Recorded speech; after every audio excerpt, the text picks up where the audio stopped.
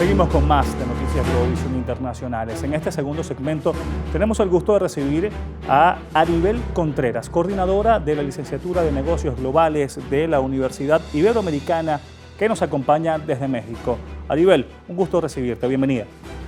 Muy buenos días, Miguel Ángel, y un gusto de poder estar aquí contigo en tu programa. El gusto es todo nuestro. El objetivo es repasar, ampliar un poco más este tema de la guerra entre Rusia y Ucrania, que, como ya comentábamos, casi llega a un año de conflicto. Se esperaba que este conflicto fuese largo, se esperaba que durara varios meses, pero tal vez un año. Putin, Rusia, se encontró con una dura resistencia en Ucrania o están jugando más a movidas políticas. ¿Cuál es la actualidad de este conflicto, Aribel?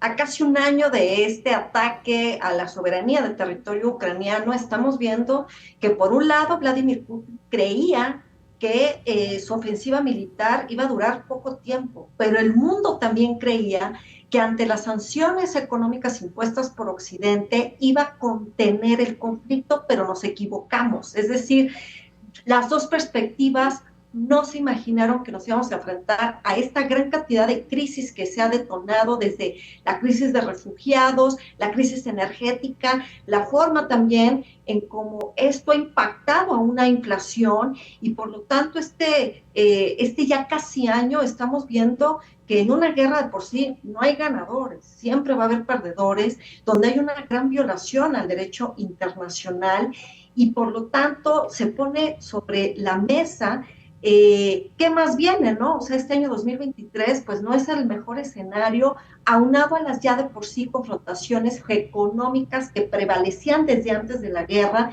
pero que ahora se han venido agudizando, Miguel Ángel, ante este choque de trenes, no solamente entre Occidente y Rusia, sino también esta gran confrontación entre Estados Unidos y China, donde pues el campo de batalla geográfico es Ucrania, pero donde vemos que también existe otro tipo de confrontaciones en otros ámbitos y lamentablemente la crisis en la seguridad alimentaria y la crisis en el tema de los energéticos es lo que estaremos viendo que prevalecerá aún después de cuando posiblemente podamos ver la luz al final del túnel, Miguel Ángel, de cuando llegue un posible acuerdo de paz. No sabemos cuándo eso se logre, pero lamentablemente lo que sí sabemos es que las cicatrices y las heridas que ahora se dan prevalecerán por siempre.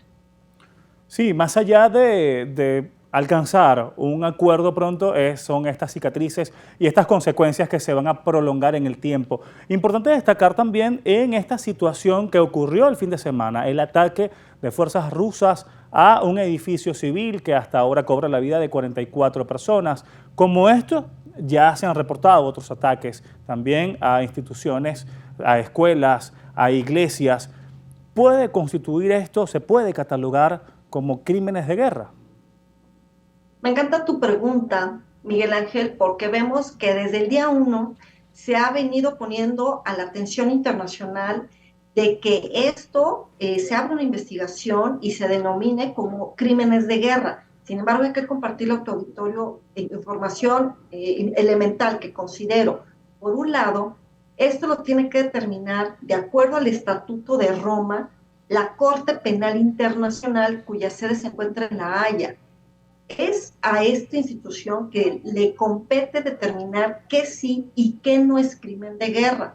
Por el otro lado, aun y cuando determinara que no solamente lo que sucedió el fin de semana en Dnipro, sino en cualquier otra ciudad de Ucrania, aunque definiera que sí hay crimen de guerra y crímenes contra la lesa humanidad, al final del camino, lamentablemente Rusia no es parte de este Estatuto de Roma, por lo tanto no habrá juzgados, ni culpables, ni condenados. Pero sí es importante que cuando así se determine, cuando la investigación arroje el resultado, en caso de que define y establezca crímenes de guerra, al menos que quede el precedente. Pero sí hay que destacar que no, o sea, no vamos a ver a un Vladimir Putin pagar por los crímenes. Eso es al punto crucial que voy a llegar.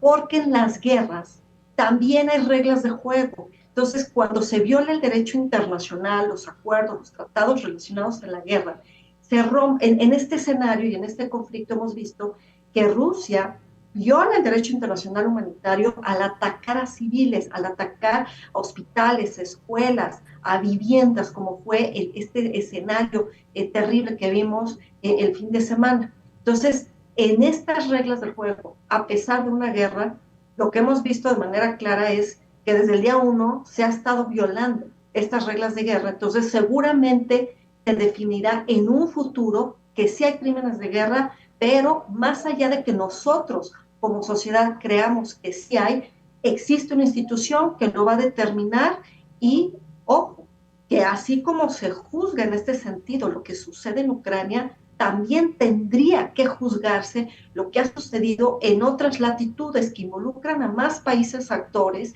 y con esa misma rigurosidad debemos de exigir también que se evalúe si ha habido crímenes de guerra en Afganistán, en Irán, en Siria y en otras latitudes. Hoy hablamos de Ucrania, pero lamentablemente, Miguel Ángel, pues no es el único campo de batalla en el que países con intereses geopolíticos y económicos se confrontan. Claro, y justo esa era la intención, ¿no? Saltar a de determinarse si hay crímenes de guerra o no. ¿Cómo esto hace un peso en instituciones internacionales? Hay una pregunta que puede tener, que mayormente tiene, digamos, estas personas que nos ven, que están enteradas de lo que está ocurriendo internacionalmente. ¿Cuál es el papel de organismos como la ONU en este registro de guerra, en esta guerra que está ocurriendo efectivamente entre Rusia y Ucrania? ¿Hay algún peso? ¿Hay algún trabajo que pueda hacer la ONU o algún organismo de esta magnitud para, más allá de mediar, ofrecer algún tipo de solución o ofrecer algún tipo de stop precisamente a este conflicto armado? Claro, estamos viendo que las Naciones Unidas, a través de sus organismos especializados, están abonando, por ejemplo, a través del Alto Comisionado de los Refugiados, pues para poder coordinar la gran cantidad de oleada de refugiados que se han estado yendo a diferentes países vecinos o también a otras naciones. Vemos que las Naciones Unidas intentan una búsqueda, pues poner a la atención internacional lo que pasa en cuestión de la crisis del cambio climático, pero también lo que está sucediendo en esta ocasión con respecto a la guerra en Ucrania desde diferentes disciplinas. Pero lo que sí nos queda claro es que a nivel global la diplomacia está fracasando, es decir, no vamos a ver a un secretario general de las Naciones Unidas resolver este conflicto. Es más factible que veamos a un Xi Jinping y a un Joe Biden promover que se llegue a un acuerdo de paz a través de Xi Jinping hablando con Vladimir Putin y a Joe Biden hablando con Zelensky para que a través de equipos de negociación se pueda llegar a un acuerdo, es más factible a través de estos personajes que de la propia estructura de las Naciones Unidas.